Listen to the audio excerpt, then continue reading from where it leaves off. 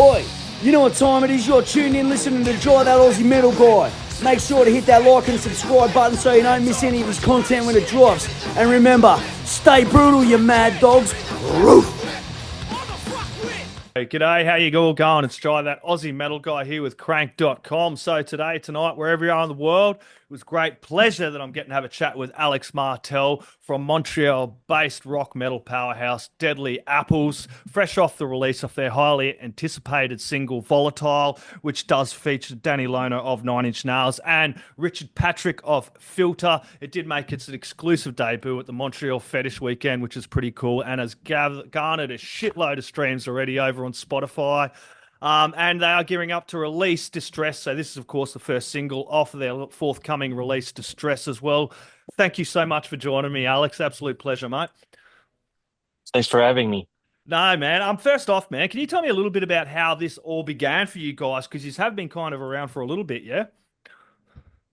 Well, it's an unusual history, but in a nutshell, the current version of Deadly Apples was formed in 2017, Okay. and that's when we released, Petty. the Petty EP, which has the Further, and some other songs, and yeah, we've been doing a lot of shows and touring since then. The pandemic obviously kind of slowed down the momentum for a bit, but now we're pretty happy to finally be able to release this new music that we've been working on for so long. Yeah, when did you start working on this Distress album, dude? Well, the earlier demos were actually like around 2019. Okay. We actually weren't sure at first in what direction we were going. So my bandmate Antoine, who actually writes the music, he wrote a bunch of songs that were kind of in a different direction, and we actually did some pre-production work with Michael Beinhorn, who's like amazing producer who's worked with everyone from Korn to Soundgarden, Aussie, and he basically sent us 10 pages of notes, which is apparently typical of him. And in a nutshell, he was telling us that what we were doing felt a bit restrained, like we weren't like just going full on with what we can do. And um, then we went in kind of an opposite direction, way more aggressive, kind of back to the roots of, the kind of music that we started out doing.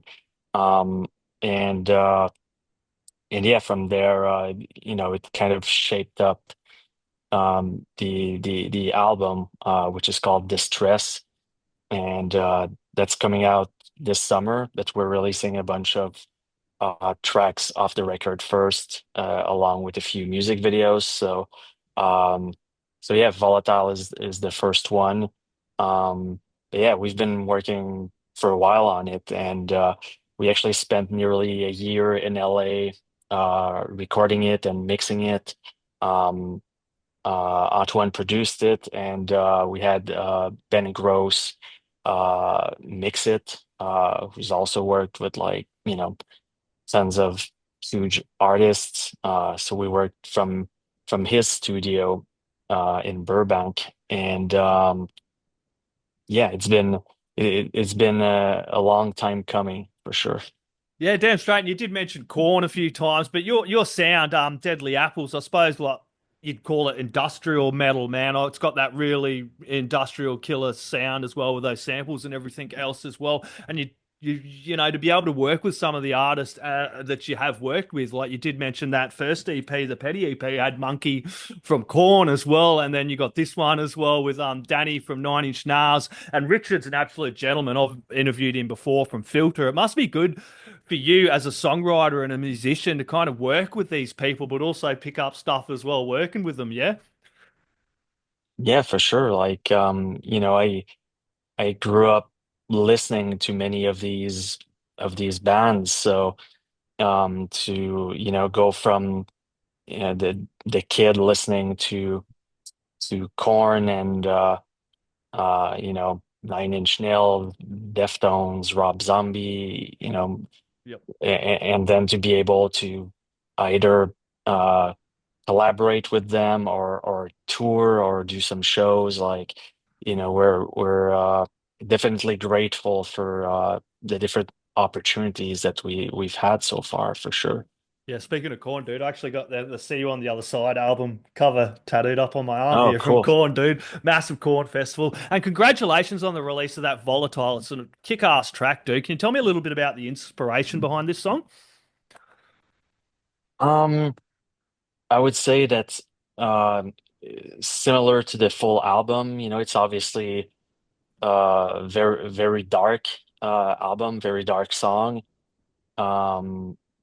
Antoine and I were both going through dark times in our own ways, and that got translated in the music that he wrote, and obviously in the lyrics that I wrote. Um, but I would say that one of the main themes of the album, is just a feeling of loss, and also uh, there's also I would say social commentary on the weird times we live in, and it kind of feels like everything is about the extremism of one side or the other. Yeah. Um, so so yeah, it's essentially, I guess, as the title of the album suggests, it's feeling distressed in uh with uh with the current social climate in the background. But what I usually feel like it's better if the listeners make up their own interpretation of the songs, instead of saying, I wrote this song about this specific topic or this specific thing that happened. Kind of feel like it becomes more powerful if um, you know, each individual kind of applies it to whatever he or she is going through, in their life.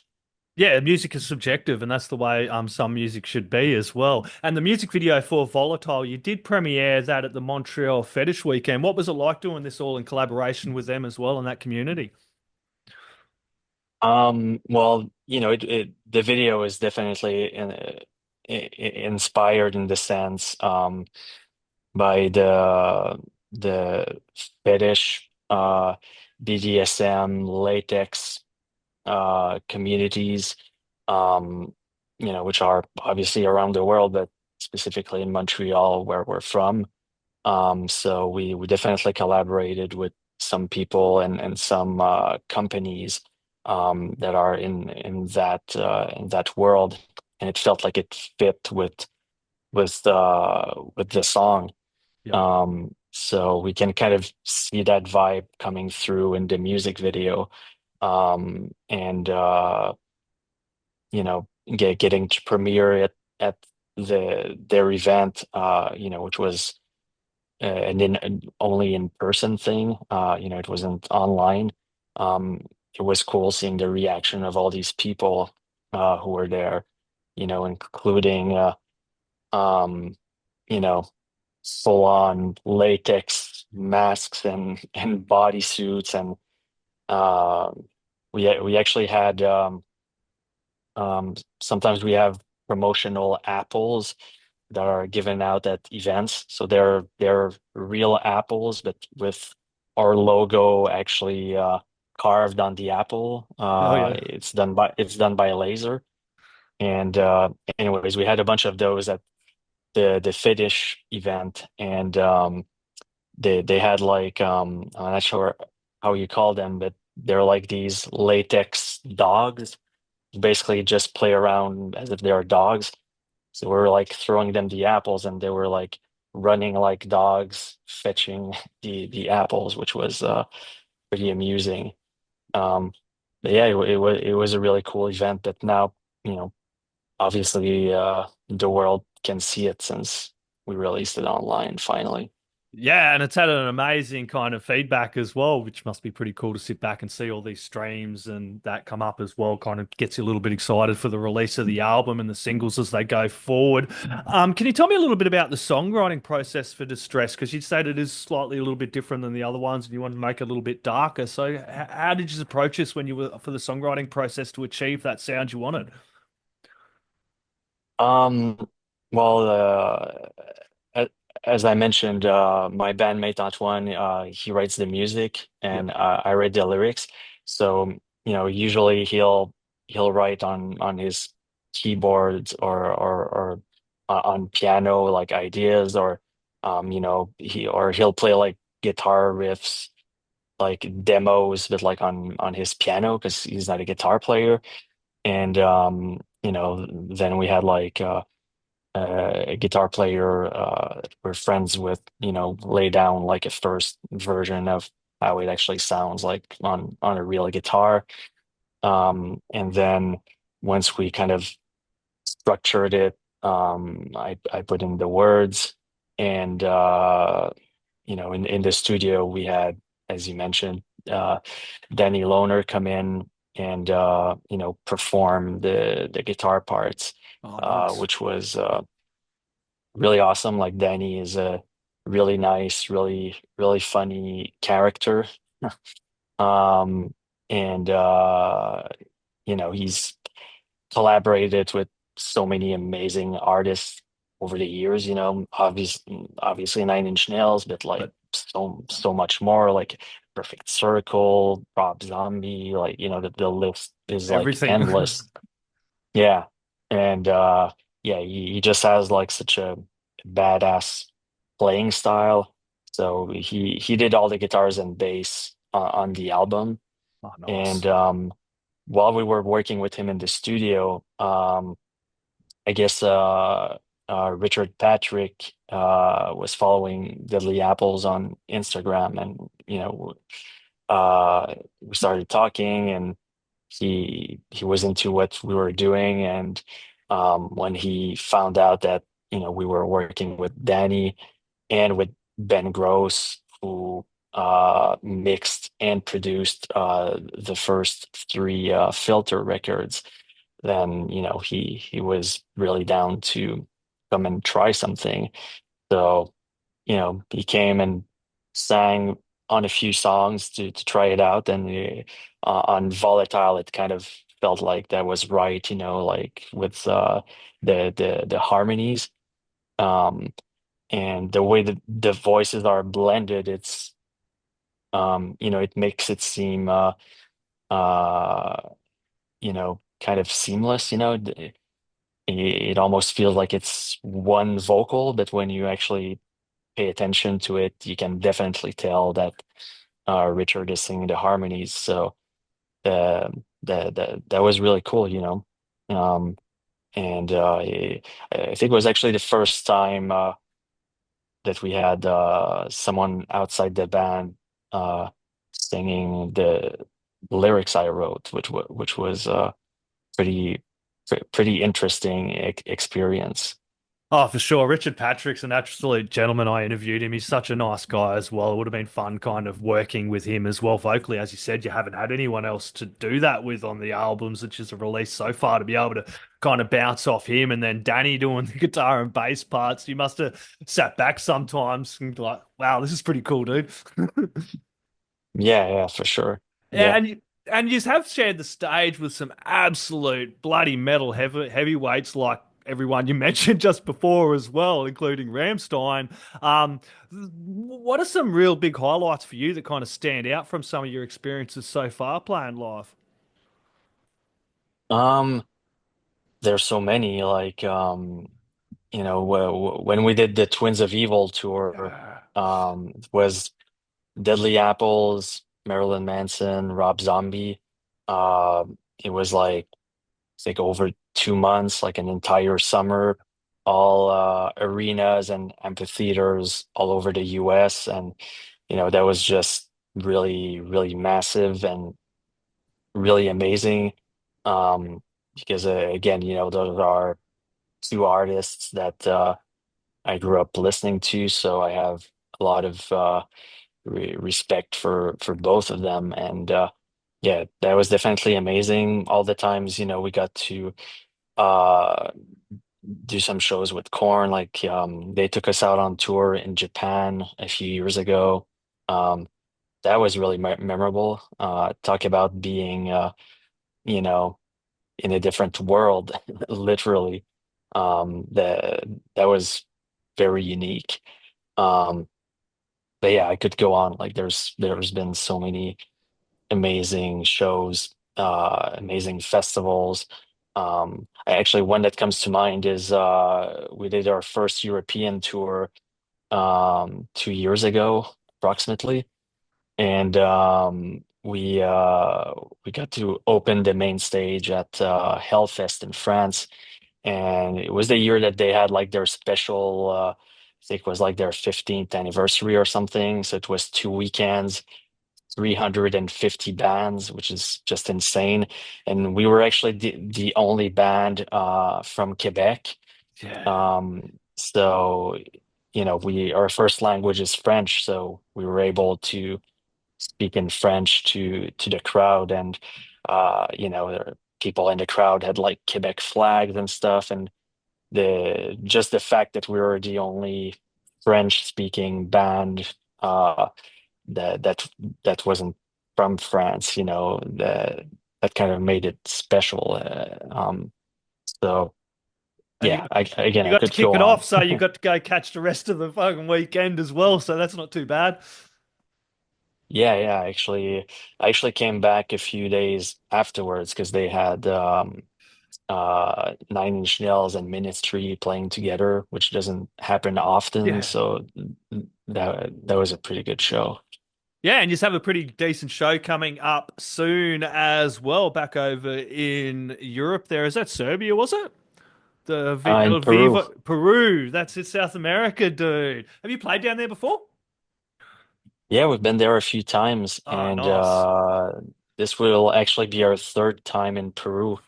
And the fans there, like, they're just insane. Like they're so into it. And last time we went there, our flights landed at like 3 a.m. or something, and 100 people were waiting for us at like 3 a.m. at the airport with like uh, you know, pictures of us printed out and this and that. And um, you know, we definitely don't have that when we're walking around in Montreal, but somehow when we go to other countries, that sort of thing happens. But in Peru, people were definitely into it. So we're looking forward to going there, and they have a great lineup. They have Avenged Sevenfold playing, Manson, Anthrax, Right. um, Got the Smash Hives, Mouth. the Molotov, Capital Yeah. Cities, Animal. You're on there, and a whole bloody bunch more. It looks like an amazing show as well. The album does come out in your summer, which would be our winter. What time of year? What month would that be roughly, dude? You got a date for that yet, Uh, or is it just kind of? the final date is not set yet, No, that's but cool. we're aiming around August. Okay, awesome, dude. Best place that people can head along and support you guys. I know you are over on the streaming platforms, and you are also do have a website, deadlyapples.com. Best place people can support you besides that. You got any other links? Deadly Apples on all social media, Yep. Instagram, TikTok, Facebook, if you're older. Uh, but yeah, we're everywhere. And by the way, we'd love to play Australia. That's literally probably the only place we haven't been yet. Like the closest was Japan, but that's still pretty far. Yeah, it's so bloody hard though for like bands to get over, and I know how hard it is for guys like you to get all the way over in Canada. So that's where coming in and supporting these bands like yourself, buying these albums, streaming it for all the neighbors to hear all the time, cranking the film clips, busting up those analytics and the algorithms when they get you guys over here. It'd be unreal to have you guys over here. Actually, bloody Yeah. unreal, man. We got some amazing industrial Well, bands that would kick ass supporting you guys too. well, we do see in our stats like actually a lot of streams are coming from Australia. So we're like, damn, we have to play there. We actually did get an offer a few times. It didn't work out, but for this small country called I'm not sure if I'm gonna pronounce it well, New Caledonia, Yep, which is like an you got island. Yeah, yeah. So when we had those talks, we were like, oh, well, if we're gonna do this, then we should definitely go to Australia at the same time. But we'll see if we're able to do it. I remember when we played Japan and we were doing these corn shows. We did meet a lot of people from Australia who had yep. flown to Japan for those shows. So Yeah, it's a lot yeah, easier for us hopefully in soon. Australia to get up to Japan and all these Asian countries as well, then, and it does make it a lot easier for guys like yourself when you're able to kind of include that tour as well, go to Japan, Southeast Asia, and those different countries, and then include that with Australia as well, because we are part of Asia. Like, so it does make it a lot easier. Look, this has been an absolute pleasure, mate. I want to hopefully get hold of you when the album releases, talk a little bit more about the other tracks on there. Do you have any last words, shout outs, thank yous, or anything else you'd like to add in there, Alex? Well, thank you for having me, and thanks to everyone in Australia listening for the support. We really appreciate, and we hope to be able to come soon. That's it. Everybody go out, grab some Deadly Apples. The latest single is Volatile. Chuck it in the stereos, crank it up really bloody loud because the neighbours are going to want to hear it too. Cheers, mate. Thank you. Oi, you're tuned in to Jai That Aussie Metal Guy, so make sure to hit that like and subscribe button so you don't miss any of his sick content. And remember, stay brutal, you legend.